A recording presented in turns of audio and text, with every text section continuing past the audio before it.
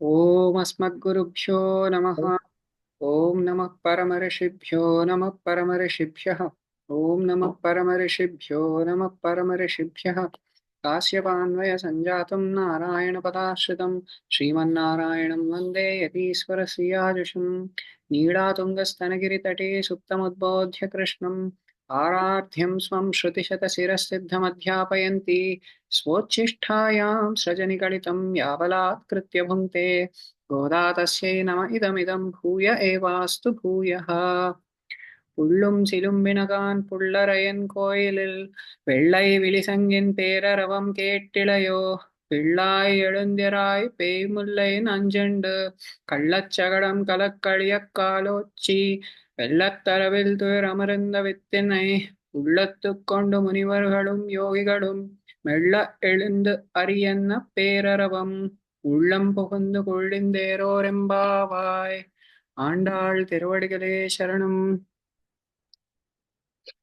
Adian, please go. Adian, Swami. புள்ளும் சீலம்பினகான் புல்லரையன் கோயிலில் புள்ளும் சீலம்பினகான்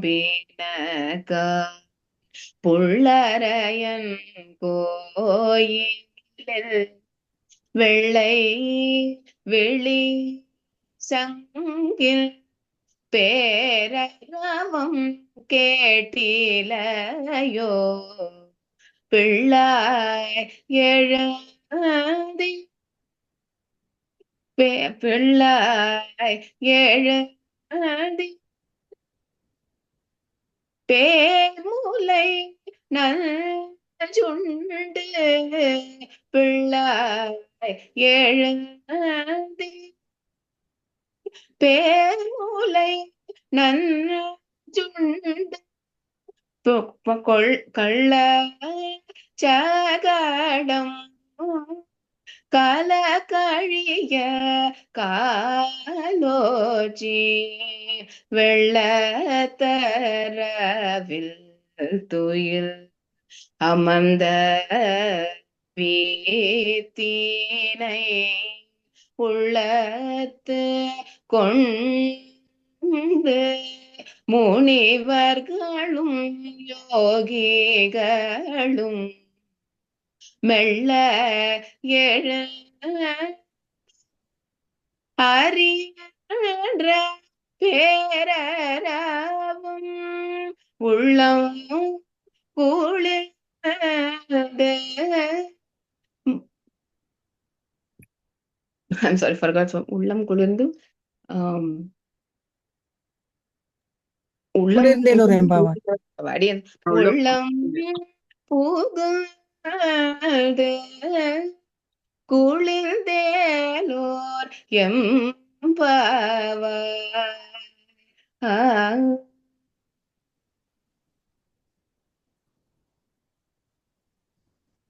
ஆண்டாள் திருவடிகளே சரணம். ஆண்டாள் திருவடிகளே சரணம். Thank you, Napinaki.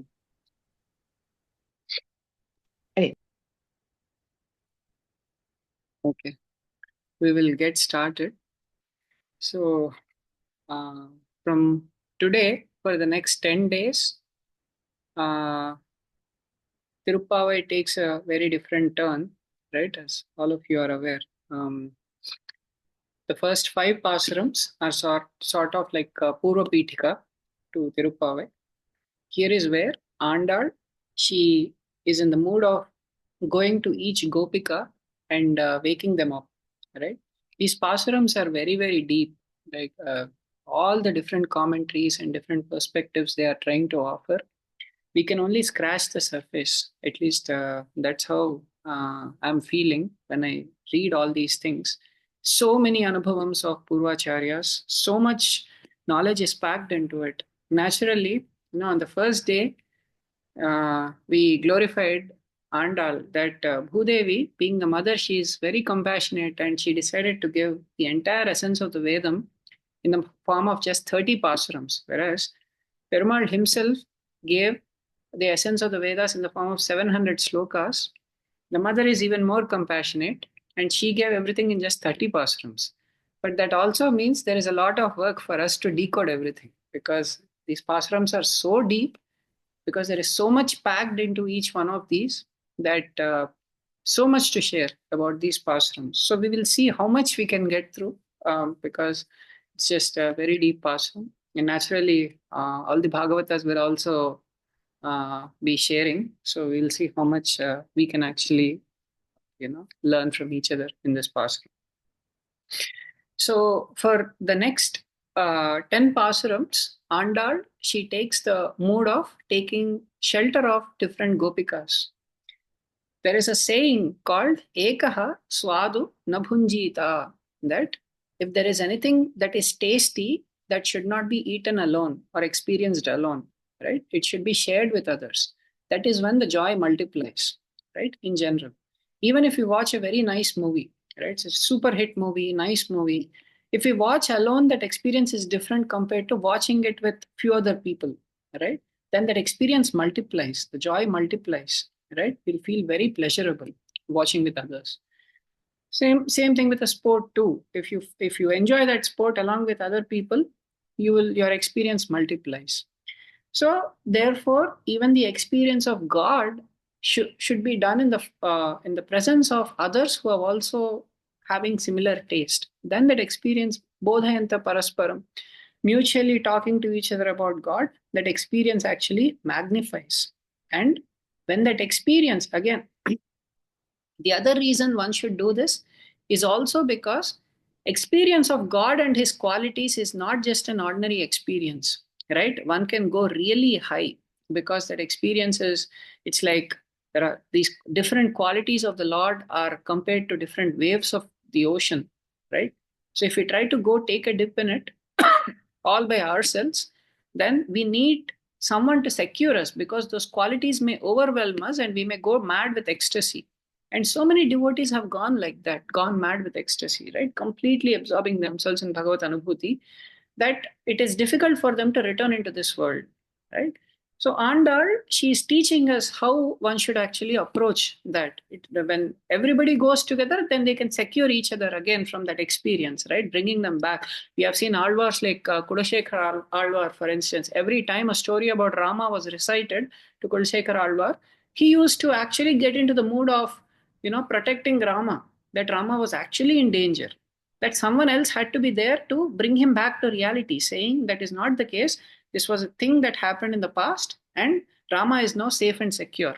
In this way, devotees can actually become so deeply engrossed into the mood of the Lord that they, that is actual devotion, that is actual experience compared to staying away from this experience and hearing it from a distance.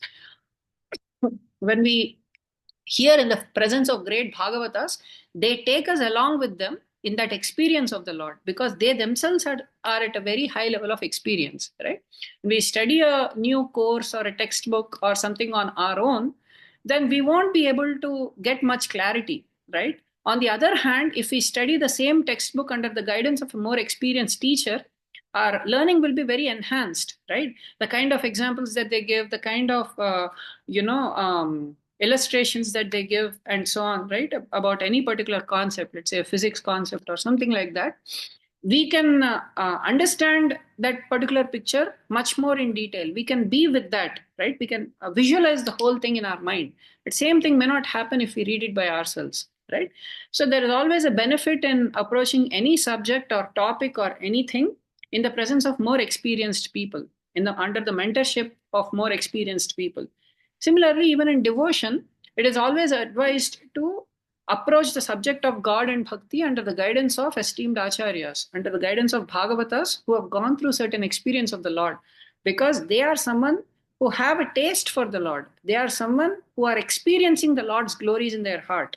So when we are in the face of not having any taste for it, then when we hear in their association, then our own glory of the Lord in our heart will increase. Our taste for the Lord will improve, right? Not talking about any Bhagavatas here. Everybody obviously is very elevated in this Goshti and everywhere else. But this is a general principle that we are discussing here, right? The experience of the Lord will be enhanced and will be much more enjoyable for an ordinary person in samsara. So that is the reason why this is advised. And even if we see in the Pasuram too, right, Andal says that we will not do anything that our Purvikas have not done, right? We will always follow the footsteps of our predecessors, right? Who are these predecessors? These predecessors are people in the Shastram, right? Itihasas, Puranas, or Purvacharyas, and the way they have approached the Lord, right? If we look at anything, for instance, Ramayana, let's say Vibhishana Sharanagati incident, right? How did Vibhishana approach Rama? Although he came right there in the skies, he did not immediately say, Rama, please accept me, ignoring all the Bhagavatas who were present there. Vibhishana said, Sarvaloka Sharanyaya Raghavaya Mahatmane Nivedayata Mam Kshipram Vibhishana Upasthitam. He said to the Bhagavata Goshti there, Sugriva and others, that please let Rama know that I, called Vibhishana, a person called Vibhishana, has come here to take the shelter of Sarvaloka Sharanyaya, Raghavaya, Mahatmane. Rama himself is a great soul, and he is someone who is the shelter of the entire universe. It's not that he is not capable of giving shelter. He is Sarvaloka Sharanyaya, right? He is someone who can give shelter to all kinds of species, because that's the promise he gave. Sakradeva Prapannaya Tavasmiti Chayachate Abhayam Sarvabhutebhyo Dadami. That even if once someone approaches me and says that I'm surrendered to you, please protect me, he will protect, right? From everybody, from all kinds of forces, he will protect. That is a promise he gave. So his nature is, he is Sarvaloka Sharanyaya. But when we approach him, it is not a proper decor on our part for us to approach him like that, right? The right way of approaching the Lord is always approaching through the devotees, because in general, an average samsari, right, does not have any eligibility to approach the Lord directly, because they're filled with all kinds of papams, right? When we go to such a great person, we need the help of someone who can do that, mediatorship between us and the Lord, who can convey to the Lord that such and such jiva has come. You please show your grace on that person, right? Such a person is called Purushakara. What does Purushakara mean? Purushakara means someone who makes the Lord Purusha is called Purushakara. What does it mean to make the Lord Purusha? It means Puru Sanoti iti Purushaha. That means someone who gives a lot of objects is called Purusha. Someone who can give out so many things is called Purusha. Okay? The Lord who is present in a condition where he is not inclined to give anything, not inclined to show his grace, is made by this Purushakara to give grace to the person who comes. Therefore, that mediator is necessary. That mediator is the Acharya. That mediator is Mahalakshmi. These are the people that we have to take shelter of. That is why in our Sampradayam, when we go to the temple also, it is not appropriate for us to directly go and take shelter of the Lord. First, we go to Alvar Acharya Sannidhi. We circumambulate the temple. We go to Alvar Acharya Sannidhi. We go to the Dhvajastambham. We do our namaskarams there. And then we go to Tayar Sannidhi. We petition in front of her. And then finally we come to Perumal. Because Alvar Acharyas have to recommend to Tayar. Tayar has to recommend to Perumal. Then Perumal's grace will fall on us. Right? That is the proper order that is given to us. So this system of taking shelter of, Purvacharyas, taking shelter of other Bhagavatas, this is something that has been there throughout the scriptures. It is not something new that we, it's something fashioned in recent times or anything like that. So in a similar mode, Andal is also trying to approach the Lord by taking shelter of other Bhagavatas. That she feels that there are more experienced Bhagavatas under whose shelter they are actually going to meet Krishna to get a parai, right? And their eventual goal is, of course, to attain the Lord himself. But by taking shelter of these Bhagavatas, there is a likelihood that the Lord might respond in a better way, right? They have the ability to please the Lord much more. That is one way this Andal is feeling. Accordingly, our commentaries have told us that these 10 pasurams, the 10 gopis that in Pasuram 6 to Pasuram 15, Andal is going to wake up so many gopikas. Each of these gopikas have been compared to different acharya tattvas, different acharyas, and different alvars also. There are so many esoteric meanings for, who these 10 are. These 10 people that Andal approaches has been compared to Acharya Guru Parampara, that is Asmat Guru, Asmat Paramaguru, Asmat Sarvaguru, Srimad Ramanuja, Srimad Parankushadasa, Srimad Yamuna Muni, Sri Ramamishra, Sri Pundarikaksha, Sri Nathamuni, and Sri Setagopal. So these are the 10. This is one way of understanding. The other way of understanding is these are the 10 alvars, right? This is one other way of understanding. And different commentaries have given different, who the 10 exactly are. There are again varied commentaries there. Some have said the first is Poigai Alvar, others have said it is Peri Alvar. This is one way of understanding it. Another way of understanding. So that means basically what this, 10 Bhagavatas that one need to take shelter of. Andal is basically indicating that in order for us to attain the Lord, we have to take shelter of Bhagavatas. That is the way of approaching the Lord. So this is one message that is being conveyed. The other message that is being conveyed is, we are told in any sampradayam, tattva jnana moksha, right? That moksha can be obtained by tattva jnana. What exactly is the tattva, what exactly is the jnana is where different sampradayas differ, right? They have their own understandings. What exactly is the tattva jnana that one needs to cultivate?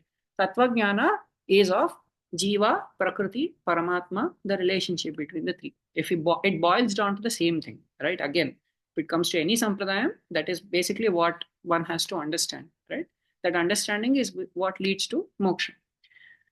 Now, when we say Tattva Jnanat Moksha, what are these three? Jiva, Paramatma, and Prakriti, which is a composite thing, which is comprised of 8 things. What are they? Bhumi, Apaha, Analaha, Vayuhu, Kam, Mano, Buddhihi, Ahankaraha. These are the 8 things that make up Prakriti, right? The 5 elements, right? Earth, water, fire, air, and space. And then mind, intellect, and ego. These are the 8 things that make up Prakriti. 9th one is Jiva, 10th one is Paramatma. So understanding of these 10 things is what brings us closer to God. So these are the 10 things that we have to overcome to reach God. So these 10 pasurams are indicating that these are the 10 things that one should understand in order to attain God. This is one other meaning. Another meaning is, in order to for us to attain God, our mind should be prepared such that the mind has a disposition to attain God, right? When can the mind be prepared like that? When our senses are subdued. What are the senses? There are 5 karmendriyas and 5 jnanendriyas. These 10 have to be subdued for us to attain to a state of desiring God, so that we can attain God. So these 10 pasurams are indicating that these are the 10 things one should subdue, or these are the 10 tattvas that we should know, or these are the 10 acharyas that we should take shelter of, or these are the 10 alvars that we should take shelter of. In this way, there are different commentaries that are indicating that these are steps for us in our way to attain God. So these are shortened version of different representations of this. And another reason why one takes shelter of others is, in general, like we discussed, Paramatma's own nature is like that. Paramatma himself is very happily situated in Sri Vaikuntham along with lots of liberated souls, right? Souls who are eternally liberated, souls who have been liberated after being here for some time in samsara. But Paramatma is always thinking about the jivas who are in samsara. How can these people attain moksha? How can they also join me in that experience of happiness along with other mukta jivas, right? And nitya muktas. Similarly, any bhagavata who is present in this world, when they experience the happiness of Paramatma and his kalyana gunas, they always are in the mood of sharing that out with others. They want to somehow make sure that by looking at the plight of any ordinary person in samsaram, to a person who has somewhat reasonable knowledge of the shastram, he feels very sad, right? That people are suffering, thinking about very, very simple things, silly things, and they are suffering. This kind of suffering is not necessary. If they just absorb themselves in Paramatma, that is a source of infinite happiness. It is a way of putting an end to all the sufferings that are present in this world, right? But people here are caught up in very trivial issues and they suffer a lot because of those trivial issues. So naturally, a devotee would feel like somehow, sharing that joy that they are experiencing with them. So they somehow try to pull them into this path of devotion to God because of their intense compassion that they also, why should they are also children of God. I am also a child of God. Then why should they go through the suffering? Why can't they also become happy like me? I am attaining the path of moksha. Why can't they also attain the path of moksha? This is the mood of a devotee, like Andal, like Prahlada, like different devotees in scriptures, right? In our Purvacharyas, right? All these devotees are of this mood. Therefore, they are always in the mode of somehow elevating these souls, somehow uplifting their consciousness, right? Therefore, they always want to include as many people as possible. The whole essence of Thiruppavai is inclusion, right? These days, in every company, they're all big about, they're very big about diversity and inclusion, right? Inclusion, everybody should be included, everybody should be included, all kinds of people should be, yes. Thiruppavai is all about that. Inclusion is not a new thing that, the HR people of the 21st century discovered. Inclusion is a thing that Andal discovered a long time ago. She did not feel like alone she should go to Paramatma, right? She feels everybody should be included. Everybody should go to Paramatma. Together we should go to Paramatma. Then his grace falls together on all of us. All of us will be included. If one person he decides to give, everybody will get it, right? That is the nature of Paramatma. He cannot say, I'll give just to you, everybody else go away. That he can't do, right? So Andal's nature is like this. Together let us go. So that if that grace falls on one, it falls on everybody. That is the mood here. So many different meanings. So now we will get into the actual Pasuram for today. Pullum ShilumbinakAn Pullarayan Koilil. So first, Andal has gone to a certain Gopika's home to wake her up, and the Gopika is sleeping currently. So in order to wake her up, Andal is saying, the birds are chirping outside. Pullum ShilumbinakAn. The calling of the birds is happening. They are singing outside. Pullarayan கோயிலில் வெள்ளை விழிசங்கின் பேரரவம். She is also saying, there are கேட்டிலையோ. Are you not hearing? She is saying, there are two sounds that are occurring outside. One is the chirping of the birds. That is one sound that is coming outside. The second sound is the, வெள்ளை விழிசங்கின் பேரரவம். The big sound of வெள்ளை விழிசங்கின். That means the big sound of the white conch where Pull Arayan Koilil. That means Pull Arayan means what?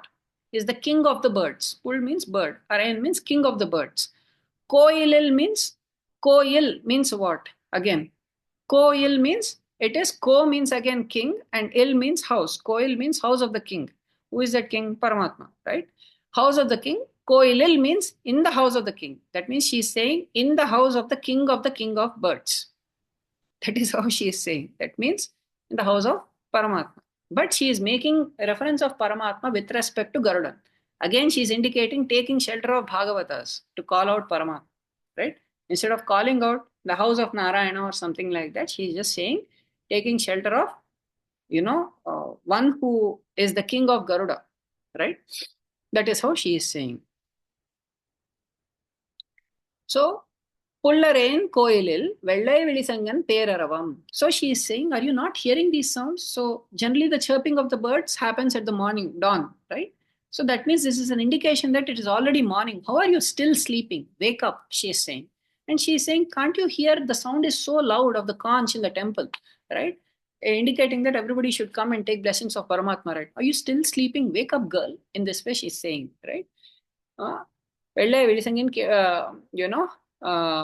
பேரரவம் கேட்டிலையோ பிள்ளாய் ஓ young girl wake up எழுந்திராய் please wake up get rid of your sleep wake up. And she is saying, and then she is saying பேய்முலை நஞ்சுண்டு. That means there are people who are munis and yogis, munivargalum yogigalum, all these people, they are experiencing so many qualities of Paramatma. What are they? Paimulai Nanjundu. This Paramatma is the person who has killed that Putana, right? By drinking the poisonous milk from her breast, he is the person who has killed this Putana, right? Then Kallachakadam Kalakkaliya Kalochi. By kicking Kalochi, by kicking with his kal, with his leg. Kallachakadam, the cunning cart, right? That cart which was constructed with a lot of, cunningness of that Shakatasura. Kalakkaliya, he got it out of shape and he destroyed it in a way such that all the joints come apart, right? So this is the Lord who has destroyed that cart of Shakatasura. This is the Lord who has destroyed that Putana, right? Vellattaruvil tuil amaranda vittinai. Who is this person? Vellattu means in the waters of the Milky Ocean. Aravil means on Adiseshar. Tuil amaranda vittinai. That means this person is the person who is sleeping. Vittinai means he is the Vittana. Vittana means he is the primordial seed. Right? Krishna says in Bhagavad Gita, Aham bija pradapita. Right? Upanishad say Karanam tu dhyeyaha. He is that Karana Tattva. He is that seed from which everything came about. Right? What is that Vittanai? Tuil Amaranda. He is that is that Vittanai. What is it doing? It is sleeping in Yoga Nidra. Where is it sleeping? Araval on Adiseshar. Where is that Adiseshar? In the waters of the Milky Ocean. Vellattaravel tuil Amaranda Vittanai. Ullattukkondu Munivargalum Yogigalum.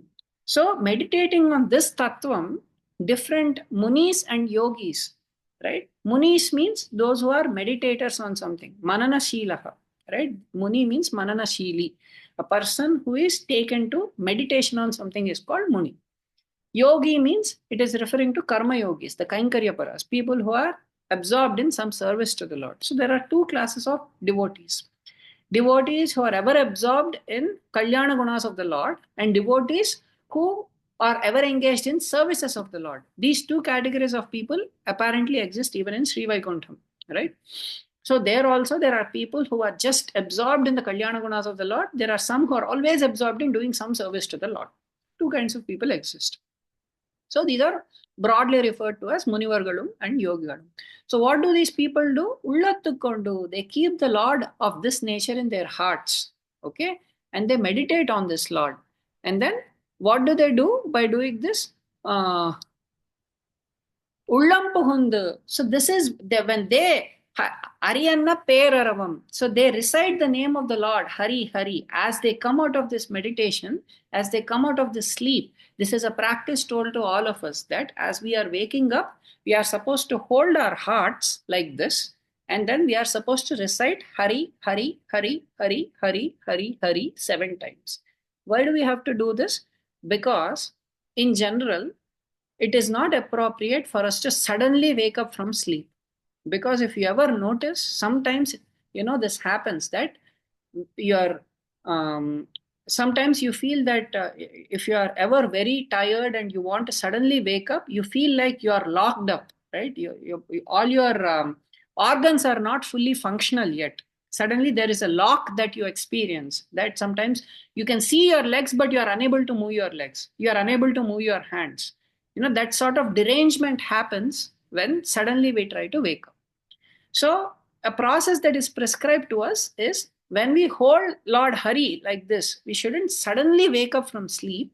We should try to hold the Lord and carefully wake up so that all our, our prana, again, so at sleep, what happens is there is a phase where, sleep is a gradual process, right?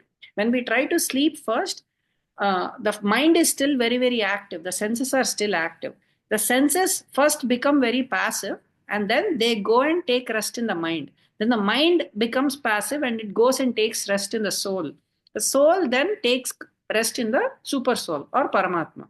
This is the point that we call as Sushupti or deep sleep. That is the phase where anything happens we don't remember. Right? There is an REM phase where we vividly see all the dreams. That is the phase where the mind is still active. The senses are passive, but the mind is active. That is the phase where all the dreams occur. But there is a phase where even dreams are not present. That is called deep sleep. That is the phase where the soul goes and joins the super soul. Again, there is a retraction process that should happen, right? Sorry, this is the retraction process, but again, everything should come back, right? Again, the soul should come out of the Paramatma, and then the mind should separate from the soul, and then the senses should separate from the mind. So then the senses, again, the power of the senses should go back to each individual sense, and that's when the entire body is in a position to function normally. Right? This process happens every night. So when, for us to make sure that this process happens carefully, we try to carefully wake up instead of waking up. That's why our alarms should also not be very disturbing in nature. They should be soothing sounds or something like that. We may say that soothing sound will not wake me up, but in general, that sudden waking up is not recommended because it can cause severe harm to the body. So this Ariyanna Peraravam, that means everybody in general, the Vedic processes, they try to remember the name of Hari and they wake up. Another reason we do that is the way we try to purify our mind, because the mind can go through a lot of negative experiences and all that during the dream. In order for us to clean the mind, the first thing that we do is we chant the names of Hari. What is this power of the word Hari? Hari Harati Papani. That is the power of the word Hari. That means he is called Hari because he is capable of purifying us. Dushta chittairapi smrita anichchayapi sansprishto dahatyevahi pavaka. Right? This is what Haryashtakam says. That Hari is, that name, utterance of that name itself is capable of destroying sins. Right? Destroying all impurities of the mind. So therefore, our Purvacharyas have advised us to utter the names of Hari when we wake up. And that is something that is present in the Anushtanam of all the Purvacharyas, right? All our Acharyas and Alvars. So, therefore, one does that. So, therefore, one does that. So, here also, Alvars and Acharyas, Andal is saying that different Munis and Yogis, they're all present in Gokulam at that time, and everybody is reciting that name Hari Hari at once. Because all of them are uttering at once, right? That sound is coming out to be so loud. So therefore, Hariyanna Per Aravam, that means it is coming out to be very big, right? That sound. So, what is happening as a result of that? Ullam Paundu Kulirindu. That means it is entering our hearts and minds. That sound of Hari is entering our minds and it is waking us up. That is how we woke up, right? In response to, that girl who is sleeping, she might have asked. This is few things we have to put together here. It's not explicit in the Pasuram, right? So apparently they said that the birds are chirping and then the sound is so loud coming in the temple. Why are you not waking up? Then she said, no, you might be pretending, right? You girls never sleep. All the time you spend entire night with Krishna. Where are you sleeping? Where is a question of night and day for you? So all the times, because of you, you create so much disturbance that because of you, the birds are also not sleeping. So the birds are also constantly making noise. So that means the noise of the birds is really not an indication of morning, she is saying, right? So it's just like a girl who doesn't want to wake up in the morning. She's saying, no, this is all false pretext. It's still not morning, she's saying. And then they are saying, okay, that may not be morning. What about the sound coming in the temple, right? There is a conch that is being blown and, temple means everything, it's morning. Then she said, okay, all right, then how did you girls wake up? Then she is saying that, so many people are chanting Hari by remembering the Lord in their Yoga Nidra. They are meditated on the Lord and they are woken up and they are remembering the Lord.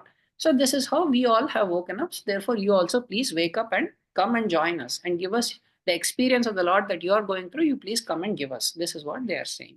So this is this Pasuram. Now we will spend a little more digging deeper into the meanings, the inner meanings behind each of these words. Okay.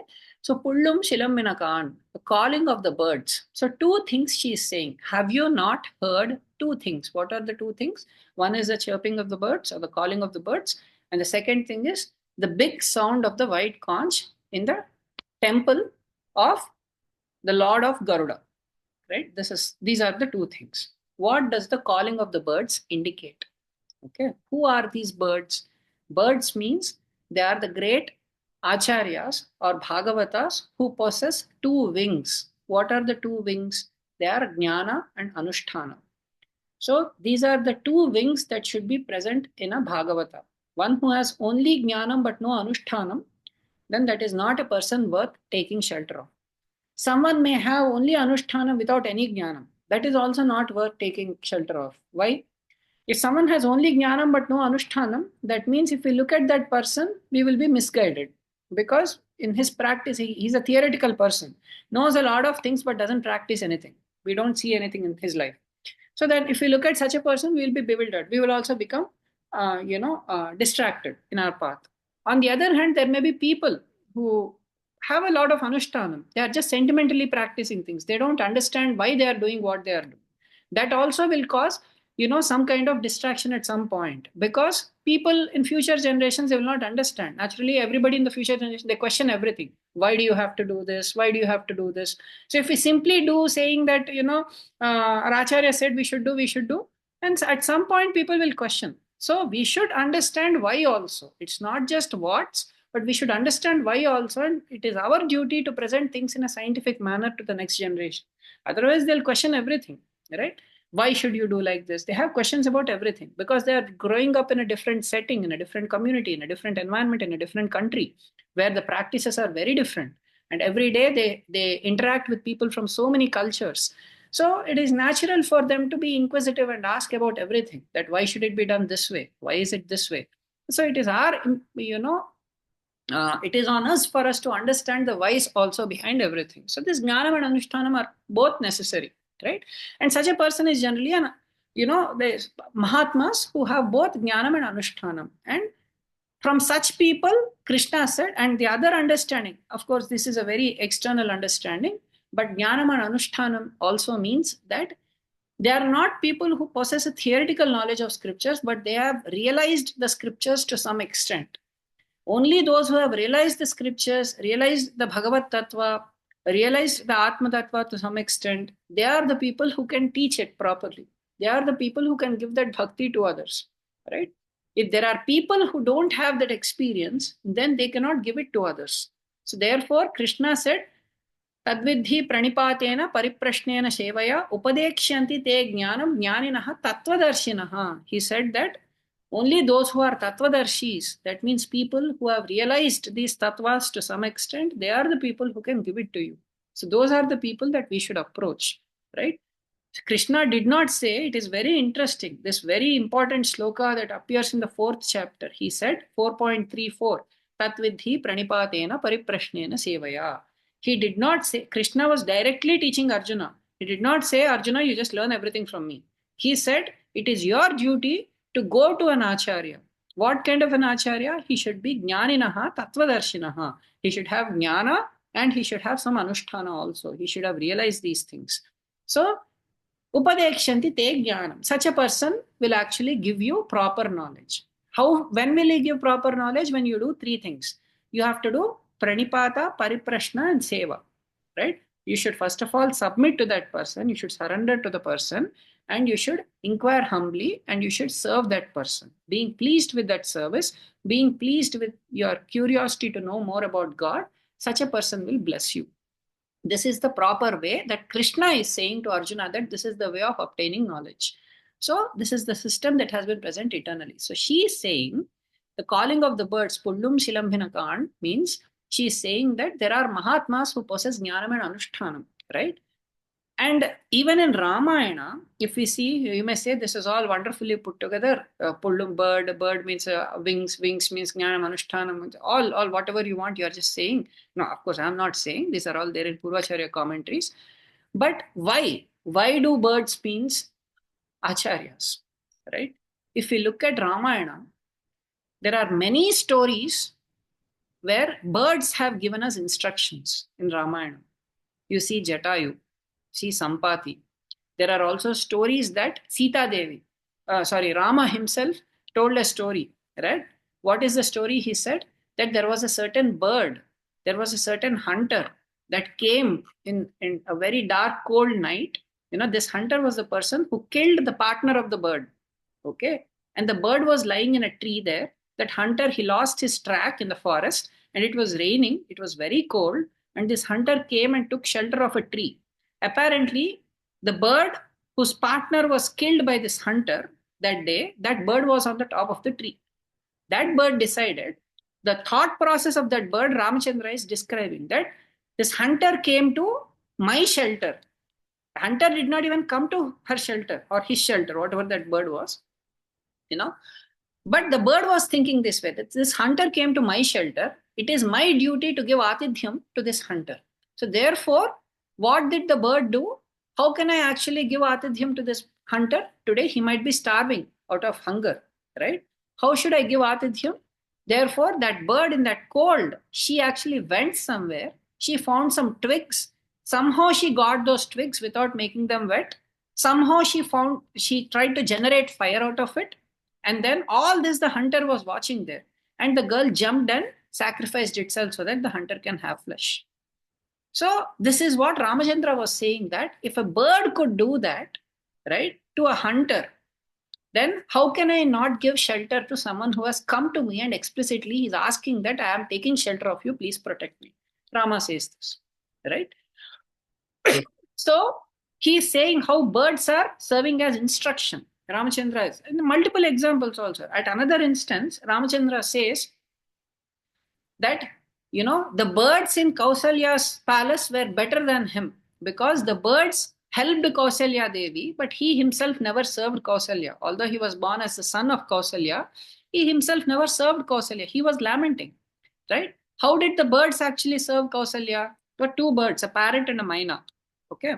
And one time, Kausalya Devi, she prepared a certain naivedyam that was supposed to be offered to Perumal. Okay, after her entire puja was complete, she wanted to offer. In the meantime, there was a cat that came there so that it could drink that payasam or whatever, right? Immediately, this myna said to the parrot, you please bite our enemy because we need to protect that thing that needs to be offered to God, right? So this is the nature of an acharya, right? Here also, you see, the parrot represents the Lord himself, and the myna represents an acharya tattva, and this cat which has come to pick that payasam represents Maya. And that payasam is a substance that was made to offer to God, that is the jiva. So this Maya comes and captures the jiva so that the jiva cannot be offered to God. But it is the acharya who interferes and tells to Paramatma saying, you please bite the enemy called Maya and you protect this jiva. This jiva is meant for you. Right? In this way, there are so many stories in our Ramayana which are all indicating so many lessons coming out of birds, right? So birds, that's how Ramayana, which is a kavya means it is dhvani pradhana grantha. That means it has external meaning and it also has deeper meanings and internal meanings. Entire Ramayana is filled with deeper meanings and internal meanings, right? So therefore, Ramayana is instructing us that birds represent acharyas, right? So therefore, this Pullum ShilumbinakAn means it is talking about a bird. That means these are all bhagavatas. So such bhagavatas, now the chirping of the birds indicates the instructions coming out of these acharyas. Now, what Andal is saying is, have you not heard the instructions of the acharyas? Right? Have you not heard the jnana from the bhagavatas? That is the point that she is asking, right? Then she is saying, Pullarayan koilil vellai vilisangin peraravam. That in the temple of Peruman, who is Garuda's leader, right? Why again Pullarayan? Again with reference to birds, Paramatma is being referred to, right? In relation to Bhagavatas, Paramatma is being addressed, right? Who is it Pullarayan? Garuda, right? Now, if Pull or birds represent acharyas, then the king of birds represents whom? It represents the Veda. Because acharyas ultimately take shelter of Veda. Just like birds take shelter of the king of birds, acharyas take shelter of the Veda. How do we know Garuda is Veda? There are hundreds of references in Itihasas and Puranas. Chando Mayena Garudena, right? In this way, Vedatma, Vihageshwara, Tarchya Srutinam Nidhihi. In this way, there are hundreds of references that tell us that Garutman represents the Veda. And Narayana sitting on top of Garuda means Narayana is the tattva to be known from the Vedas. That is the meaning of it, right? Garuda represents the Veda. So Pullarayan means it is taking shelter of Garuda or taking shelter of Vedam, right? Vedam is instructing these meanings. What is the meaning that Vedam is instructing? Now we are being told, Vellai Vidisangin Peraravam, big sound of the white conch, right? Conch means Omkara. That is the sound that the Vedam is referring to. Omkara means it is telling us Jiva is meant for Paramatma alone. What is the white conch?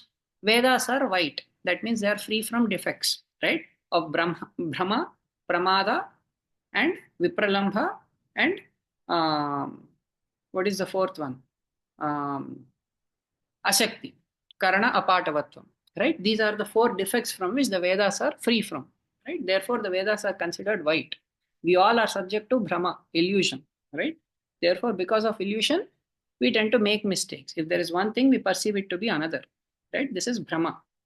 Pramada means negligence. Although we are capable of seeing the truth, out of negligence, we may not see the truth correctly. Therefore, we may not give correct knowledge to others, right? This is Pramada.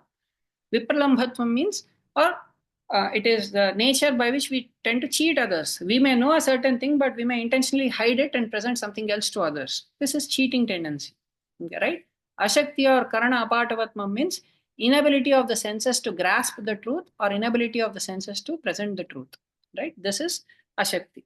The Veda is free from these four defects. Therefore, the knowledge present in the Vedas is actually perfect and complete.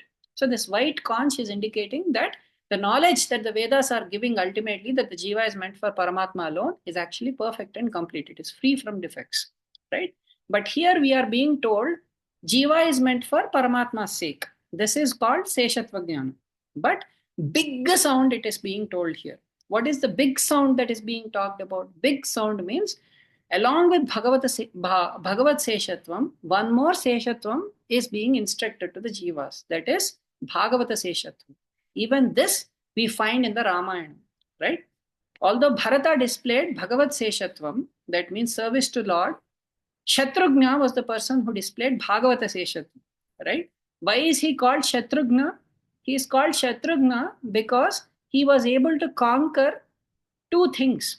Although the Lord is, very beautiful, and service to the Lord cannot be avoided, he was able to overcome that, and in the presence of the Lord, he was able to completely engage himself in the service of Bhagavatas, right? That is actually a very difficult thing to do, right? What is that difficult thing to do? When the Lord himself is there and the Lord's experience is so wonderful, the Lord's beauty is so wonderful, not being able to even look at the Lord, but fully being absorbed in the service of Bhagavatas is something that is very difficult to achieve. So there can be a certain Shatru for us in our process of approaching Paramatma. What is that Shatru? Thinking that I can independently approach Paramatma. But this Shatru was something that Shatrughna overcame. Therefore, he was called Shatrughna. He was someone who killed this Shatru. That thinking that I can independently approach the Lord. He always approached the Lord through Bharata. Nowhere in Ramayana we see that Shatrughna directly approached. Whatever Bharata did, Shatrughna was engaged in service of Bharata. That's all. So Shatrughna, therefore, only he attained that title called Shatrughna. Everybody else was called Lakshmana, Bharata in this way, right? But he was distinct in the sense that he was fully absorbed in Bhagavata Seshatvam. That means, in general, this is the mood of all Bhagavatas also. Even Prahlada, right when Narsimha appears, he says that Soham Katham no Visrujet Tava Bhrutya Seva, he says. The first slokam, one of the first sloka, I don't remember exactly, one of the first few slokams that he tells to Lord Narasimha is that he says, how can I give up the service of Narada? He says, although Narasimha appeared right there, he did not proudly think. In fact, he was not at all proud. If you observe his prayers, right? No pride whatsoever. He thinks that I'm so, there are so many great Bhagavatas. Even Gajendra is a great Bhagavata. What about me? I am someone who came from Asura Jati. I'm someone who is born in Asura Jati. Where is the question of you even showing mercy on me? Right? What quality do I have? I don't have any quality worth considering. In this way, Prahlada was feeling the topmost of Bhagavatas, according to Shankara Bhagavatpada. He says, Prahlada Narada Parasara Pundarika, right? So even that Prahlada was thinking he had no qualification whatsoever. And he was thinking that, this Narada is the person who has shown me the way to you. How can I ever give up the service of that Narada? So even he displayed Bhagavata Seshat, right? This is not something manufactured. Everything is there in Shastras, right? The conduct of bhaktas that are there in scriptures. So this is the thing that is being indicated here. So are you not hearing that message of Bhagavata Seshatvam? So why are we waking you up? We are waking you up so that we can take shelter of you. We want to approach you, and through you we want to approach Paramatma, right? This is the message that the Vedas are telling us. That is how we have to approach Paramatma. Therefore, you please wake up. Now you may say she is a sleeping girl. These people are actually woken up girls. Then aren't these people better than that girl? No. What is the sleep that is being talked about here? The sleep is something that is described in Bhagavad Gita of the nature of Mahatmas. Yanisha sarvabhutana tasyam jagrati samyami yasyam jagrati bhutani sa nisha pashyato munehe. That means that to which the entire world is awake, to that thing, these people are asleep. Right? The entire world is awake to materialistic things. So to those materialistic things, these Bhagavatas are asleep. Right? That to which everybody else is asleep, that is Bhagavat Tattvam, to that Tattvam, these people are always awake. So when these girls are talking to a sleeping girl, the sleeping girl is someone who is absorbed in deep meditation of Paramatma. She is deeply absorbed in Paramatma that she doesn't want to come out of that meditation. Right? She's why she's not responding to these people? Because she is afraid that her experience will get disturbed. She may lose that experience, and that experience might take a long time to come or may never come again. Therefore, she doesn't want to come out of that Bhagavad experience that she's going through. And these girls are shouting outside, why don't you please come out? Because we want to get that experience too. We want to take shelter of you. Don't you hear the messages of the scriptures that one has to actually take shelter of these Bhagavatas, and one has to take shelter of such people with Jnanam and Anushtanam, so that we can actually approach Paramatma. So that is what these girls are saying from outside. Now, so that she responds, how can you disturb the experience of such people when they are deeply absorbed in meditation? The only way to disturb them is to say that Paramatma is in danger. Then they will come out because they want to protect Paramatma. So therefore, she is saying, see, Putana came to destroy Paramatma. She came to kill Paramatma. Immediately, this girl might get disturbed, right?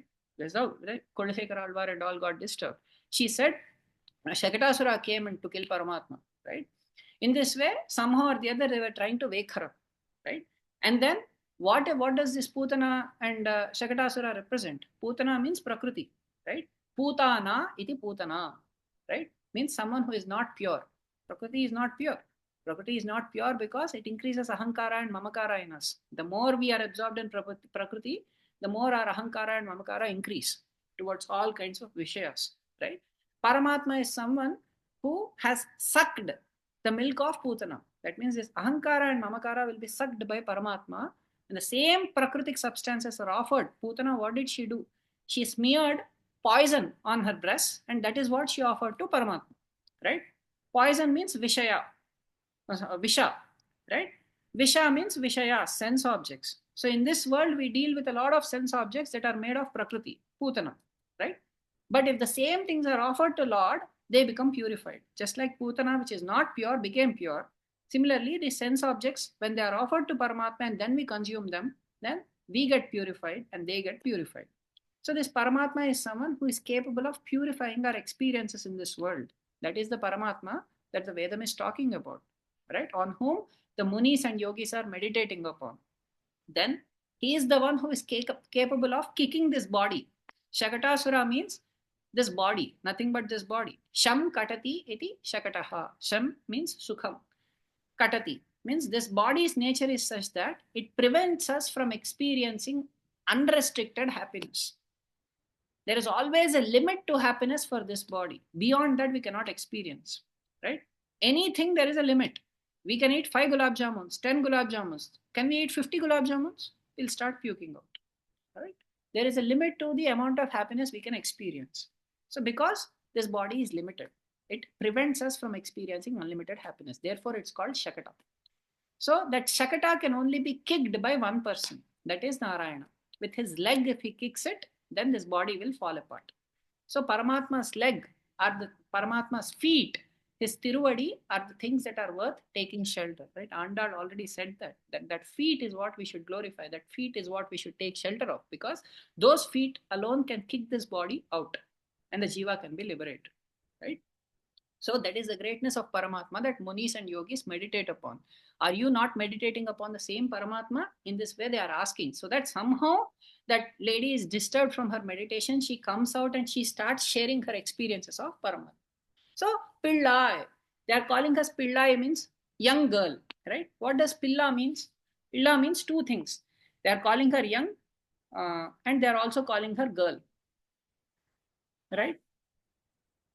So the young nature is indicating that there is a certain thing that Upanishads say, that Pandityam nirvidya balyena tishthaseth. That after attaining entire knowledge, then one resides in the state of balyam. Right? Balyam means it is a phase where they are completely carefree. They think that everything their parents will take care of. They're completely carefree. Right? Similarly, a great jnani is also like that. After attaining entire knowledge of scriptures, they are completely carefree. They don't worry about anything because Paramatma takes care of everything. That is the phase in which one should remain. Right? That is Balyam. Right? The second feature of Balyam is Paratantriam. They're completely, someone who places themselves in the Lord, just like a child places themselves completely in the, you know, in the shelter of the parents. Similarly, a great person like this, a great Bhagavata, completely places themselves in the shelter of the Lord. The Paratantriam is a characteristic of a Stree in general because she completely belongs to her husband. Right? In this way, this Pillai, by saying Pillai, they are indicating that this particular girl who was in meditation is a certain kind of Bhagavata who has that Paratantriam towards the Lord and who is in that phase of Balyam, that is completely carefree because fully they are surrendered to the Lord. Right? They are saying, you please, wake up. That means come out of your meditation and please help us, so that you can also come out and do Mangala Shasnams to the Lord. In this way, they are glorifying, right, a few things about the Lord. And finally, they are saying this great munis and yogis are also someone who are constantly meditating on the Lord, right, with all these characteristics. What is the other characteristic they are telling about the Lord? That it is this Lord who is also residing on the Milky Ocean, right, in Adisesha. What does this indicate? It indicates that the Milky Ocean indicates, and the Adisesha and the Milky Ocean, they indicate Ananta Kalyana Gunas of the Lord. Right? It is on these Ananta Kalyana Gunas that he resides. Who is that Tattva? The Karana Tattva. The person who is responsible for everything. That Karana Tattva is the Tattva on which all these yogis and munis meditate upon, whether they are engaged in active Kainkaryam or engaged in passive meditation of the Kalyana Gunas of the Lord.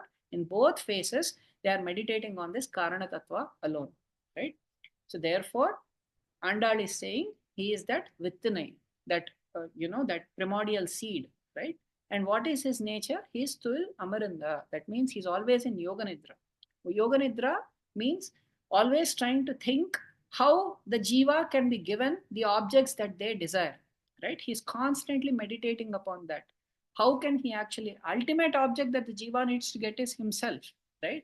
But in the meantime, the jiva keeps on desiring so many things. So the jiva has to be brought in yoga with all those things until the jiva decides that the jiva desires that yoga with himself, right? So that is the thing that he constantly keeps meditating upon, how to protect the jivas, rakshana of the jivas, how to do jagad rakshana. Rakshana means providing the ishtas and removing the anishtas. This is what rakshana is. So he constantly keeps meditating upon how to provide this to the jivas and remove their anishtas. So it is that Lord that one should take shelter of. So therefore, you please come out. We want to take shelter of you, who is such a Bhagavata, who is meditating on this Lord all the time. So we want to hear that experience of you. So you please come out and please give us shelter so that together we'll go to Paramatma. In this way, Andal is praying in this particular Pasuram. With this, we will conclude for today. Andal Tiruvadigalé Sharanam, Imperumana Tiruvadigalé Sharanam, Periyajiyar Tiruvadigalé Sharanam, Jai Sriman Narayan. See if anybody has anything to share that they want to share.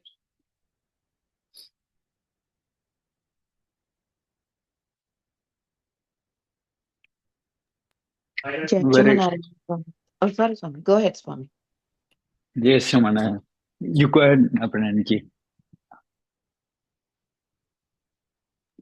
Again, Jai Sriman Swami. So,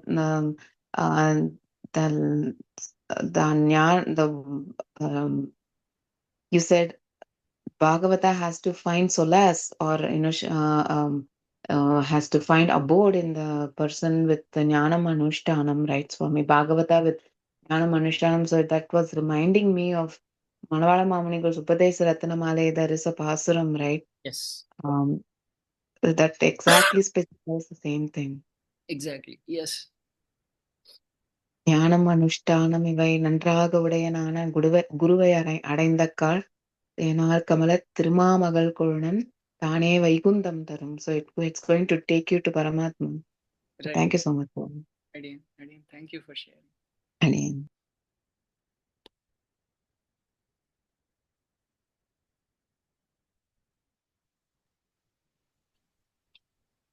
Jai Srimanand Swami. Jai Srimanarayan, Srinivas. Swami, I was thinking when you were saying that, I was so happy to hear that when you were saying Acharya, when Acharya gives that kataksha to all of us to get closer to God, I was very much relating those. Yeah. The other thing I liked is how we associate with Bhagavatas and they take us close to Paramatma. I was able to relate it in my scenario. That's very well said, Swami. The third takeaway for me is Saranagati, surrenderness. Right. When we surrender to the God and we think, okay, I was relating that to my childhood. Okay, childhood time we are like very carefree, right? Right. Don't think of anything, just be happy. But now we think of so many things that we are controlling our life. Right. And that is where all this comes from, all this worries comes. Right. Okay, what should I do next? All this planning comes. But when you said that, I was like just goosebumps. Just I was like feeling so so nice. Thank you so much. Thank you for the insights. Thank you. It's good that meditation. it's good. Yeah, it's good that when we hear it, that's what when we realize, oh, this is the fact. This is what we should do. Yeah. Thanks so much, Swami. Absolutely. Jai Srimanarayan. Jai Sriman. Jai Srimanarayan.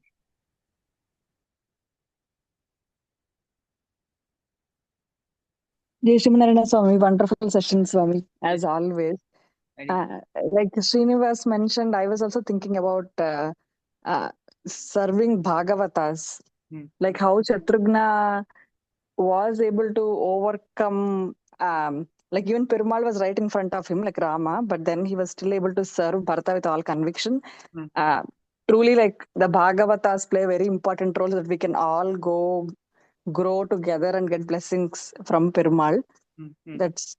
That's definitely something I was able to relate to as well, Swami. And the other thing which was interesting was when you said that this girl was sleeping, I really thought she was sleeping.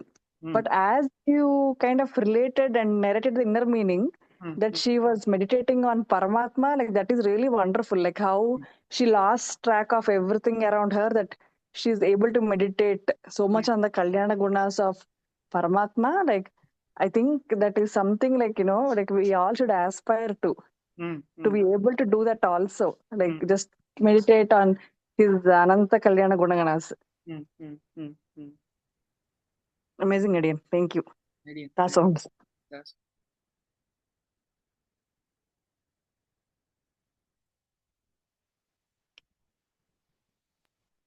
I have a question, Swami. Adiyan. Jai Srimanarayan. Yes. Swami, so there are 10 girls that she is going to wake up, right? 10 types of Bhagavatas that she'll be waking up, right? Swami, in 10 Pasurams. This is the first Bhagavata. So she is already meditating on God, deeply meditating on the Kalyana Gunam of Perumal. They are asking her to come out of that meditation, actually enjoy Perumal, who is right here, right, Swami? So it is like, I don't want to jump the gun or break the part or break the surprise, but so like, is it something like each Bhagavata is better than the previous Bhagavata, or how does it going to flow, Swami? There are both kinds of things are told. So different aspects are told. The 4 levels of Sthita Prajnata are also described, right? When we look at it from a levels perspective, in different Pasurams, the 4 levels of Sthita Prajnata will be described. So in that sense, we can also see how we may say that each of them is at a certain level. But when we, and these 10 also represent the Acharya Parampara, all the way from Asmadacharya to Nathamuni and Shatagopa ultimately, right? In that sense, we can see how that represents the Guru Parampara. Sometimes it is also told in the sense of Alvars, right? These 10. Yes. Hard to contrast one Alvar with another and place them like, say that one Alvar is.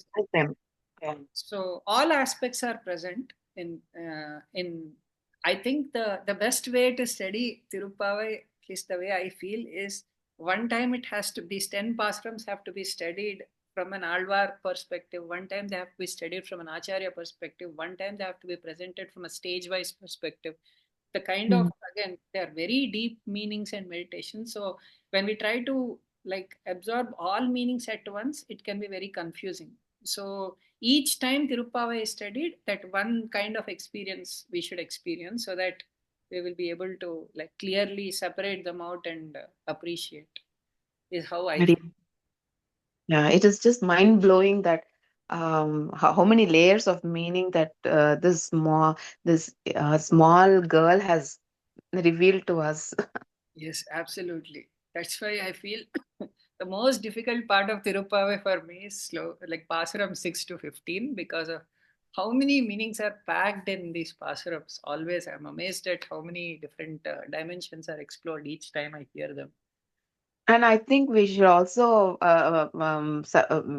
grateful to our acharyas, because without them, Yes, I don't know whether we would know any of these meanings. absolutely. So yeah, I mean, this is the moment that we should appreciate and be grateful to our acharyas too. Right. Vyakyanams from them. Yes, absolutely. And thank you for sharing this. అడియన్ ఒక చిన్న అంటే knowledge అనాలో are ఇప్పుడు వేదాలు అపౌరుషేయం కదా, మరియు పరమాత్మ కూడా ఎవరు ఆయన ఆల్వేస్ ఉన్నారు పరమాత్మ. మరి ఆయన యొక్క ఇప్పుడు వేదాలలో ధర్మ సూక్తాలు ఉన్నాయి కదా, ధర్మ శాస్త్రాలు ఉన్నాయి కదా, ఏవి మనం అప్లై చేయాలి మన నిజ జీవితంలో అనేది. అది అఫ్ కోర్స్ పరమాత్మ వేదాలు అన్ని డిఫైన్ చేసేది ఆయన కళ్యాణ గుణగణాలు, ప్లస్ ఆల్సో మనము నిజ జీవితంలో అప్లై చేయాల్సిన శాస్త్రాలు పద్ధతులు అన్ని ఉంటాయి. అవి చూపించడానికైనా పరమాత్మ విభవావతారంలో ఇలాగా రామ, కృష్ణ, ఇంకా many more characters like Hanuma, Lakshmana, what not, like చాలా అందుకొరికి అలా అని అనుకోవచ్చాడి. అంటే so the way we have to understand this is this para, vyuha, vibhava, antaryami, archa, right? So when we talk about this vyuha vasudevan, particularly vibhava avatarams, Puranas are extensive on vibhava avatarams. In one sense, we can say Itihasa Puranas are extensive on vibhava avatarams. Vibhava avatarams means in Itihasa Puranas, generally what do? They try to teach us about dharma, artha, kama, mokshas. That means how to attain these chaturvitha purusharthas, and what are the things one needs to practice, and what are the things one needs to avoid. These are shown in Itihasas. They are shown through the examples of real histories of people who actually followed them and what happened to them. By following them, what did they attain? By not following them, how did they lose? Right? That is what Ramayanam, entire Ramayanam is. If you look at Ravana's example, he was someone who did not follow anything, and what was the end result he obtained? And we look at all the other people in, Ramavatara, Lakshmana, Bharata, Shatrughna, Sita, Devi, Hanuma, all these Bhagavatas, how they have always followed dharma, what was their end result. Similarly, in Mahabharatam also, we see clear contrast between Pandavas and Kauravas, someone who never followed anything despite knowing everything, and what is the end result that they got, and someone who always followed dharma despite all the difficulties, but what was the end result that they obtained. So they try to teach us what the dharma shastras are and how one should follow them, and what is the result we get, and how not following them, what is the result we get. but they also glorify Paramatma, because Paramatma himself appears in these Vibhava avatars, and through some of his appearances, he practices dharma and he shows us. Through some of his appearances, he only gives us what is the ultimate message. In fact, one thing can be told: in any avataram, the purpose of any avataram is to give Sharma Slokam only. Ultimately, what is the purpose of an avataram? Paramatma is coming right to the place where we are. So naturally, he would want us to come back along with him. He would want to take us back. So in every avataram, he gives a Charma Slokam. Right? In Nrsimha Avataram, he gave a Charma Slokam. In Varaha Avataram, he gave a Charma Slokam. In Rama Avataram, he gave a Charma Slokam. In Krishna Avataram also, he gave a Charma Slokam. The purpose of all the Charma Slokams is to say that you give up everything, surrender to me, come, I'll take you back. Right? That is one thing he definitely gives. So, in one sense, it can be seen as a principle for the jiva to follow. That you just surrendering is a principle, right? That is your ultimate dharma, is to give up all other things and just come back to me, right? That is the ultimate dharma that he's teaching. The other thing he's doing is also, when he appears as Vibhava Avataram, so many gunas, Kalyana gunas of the Lord are experienced. That means they are documented by Maharshis, right? Vyasa and Parashara and other Maharshis. They have documented how many Kalyana gunas the Lord has. Ramayana, right? Bhavavan Rupa Kalyana Gunaha Putrasya Santite. That the citizens of Ayodhya, they praise that there are so many Kalyana gunas of the Lord. Even if he cries for others' sake, that is also a Kalyana guna, right? Because Rama's nature is that, if he sees someone who is in difficulty, Rama also weeps seeing them. Similarly, if someone is happy, Rama also feels very happy. This is the nature of Rama. So all his qualities are displayed in Ramayana, which is an Itihas. Similarly, if you look at a Puranam, in Puranam, different avatars, Nrsimha Puranam or Vamana Puranam, any one of all those Puranas, they describe the nature of that Paramatma Tattva and all his Kalyana Gunas also. So they are both twofold: to give us an experience of the Lord, and also in the form of his Kalyana Gunas, his pastimes, and also to teach us what is the right thing to do and what are the things that we should avoid, and also what the ultimate teaching is, which is surrender to him. I hope I have clarified, Balagar. Adiyan very much. Daso. Thank you. Das.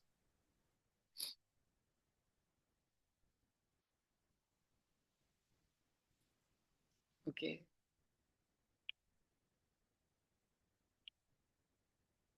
Okay. Thank you very much, Adiyan. Adiyan, Hariniji. Very nice. Adiyan. Yeah.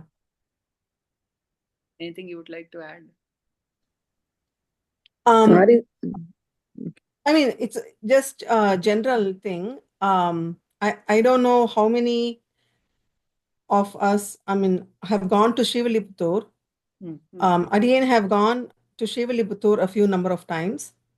And when we go there, when we go to the Vadabhadra Sai temple, they show us this is the well that Andal looked into after she wore garland.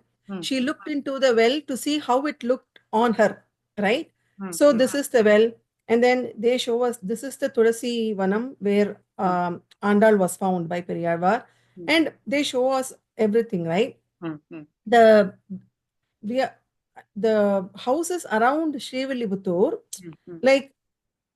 when they showed all these things, the Buttermama also showed us these are all the houses Andal knocked every day in the morning. Oh, very good. Yeah, see, these are all the houses maybe built now. The houses that we see today are not the houses that was there when Andal was born. The houses would have been reconstructed, but houses were there when Andal was singing this Pasuram. So when we are discussing about how we can see these 10 Pasurams in different perspectives, we can see them as Arvars, we can see them as like the 10 Acharyas and Purvacharyas list that you shared. I want to see how Andal saw these 10 little girls, but because when she actually went to the temple, she went with 10 little girls, right? So how Andal was only 6 years old when she wrote it. So the 10 girls will also be around her same age group only, because she is not going to wake someone up who's 25 or 30 years old, right? Absolutely. So maybe if we have enough blessings, maybe like next year when we do this, one of the times that when we do this, we can also think from 6-year-old girl's point of view, and maybe she would have woken up another 6-year-old who after they go to the temple, they will play like like any other normal 6-year-old girl, right? But even that 6-year-old girl would have been meditating about Sriman Narayana only, like as you said. But so that is my like request. Maybe we can also think about how a 6-year-old woke up another 6-year-old early in the morning, because if she has to say Chittanjirigale at 4 or 5 o'clock, then she would have woken up the first girl at 2 or 3 o'clock in the morning, right? Right, logically speaking. Because Kale means morning, right? Chirikale means, if we say Kale is 8 o'clock, Chirikale is 6 o'clock, Chittanjirigale is 4 o'clock. Imagine how that 6-year-old would have reacted when Andal woke her up at 2 o'clock in the morning. Right? Nowadays, these kids are going to bed at 2 o'clock. Even in the Vyakyanams, it is described that some of these kids didn't even go to sleep. Yeah, because like how, like during Vaikuntha Ekadashi, we don't sleep, right? Like we wake up the whole night, we do satsangs, we do bhajans and everything. But that is normal, for everyone in Shivalibutur in Andal's days. Margadi is full of satsang bhajans. So that is, I want to like think about how Andal would have woken another 6-year-old at 2 o'clock in the morning from a 6-year-old girl's point of view. Maybe I didn't get a chance to read that or listen to any upanyasam, but maybe if you can try to find something from this perspective, it will be like more knowledge sharing. Again, I say, like from yours to us. We'll try. We'll see Perumal's Krupa, because like so many, this is so heavy, Hariniji. Like I'm almost reading like 4 or 5 books. I know that. So filled with so many meanings that it's taking so much time for me to put them together, put them separate, and like I don't want to overwhelm myself with all the meanings at once, and it'll be very difficult to present also. I know. And sometimes like I don't know how about others. Sometimes like I get emotional and I get stuck in one place. Like that would have happened to you too, right? Yes. When I prepare for something, I go to Bhagavatam, I go to Bhagavad Gita. We go to different places, and when we refer all those things, this happened, is it? And then I stop, think, and I get very emotional, and it will be hard to move on to the next phase of like preparation. But like really, like the very first, I still remember the very first time when I went to Srivilibhutta, that Butter Mama showed me. These are all the houses that Andal knocked. It was a goosebump moment for me. Like that. So really, and if you ask me from my perspective, Andal has taught me that we have to always keep Bhagavata in front of us. Before we go to Perumal Sannadhi, we have to always keep a Bhagavata in front of us.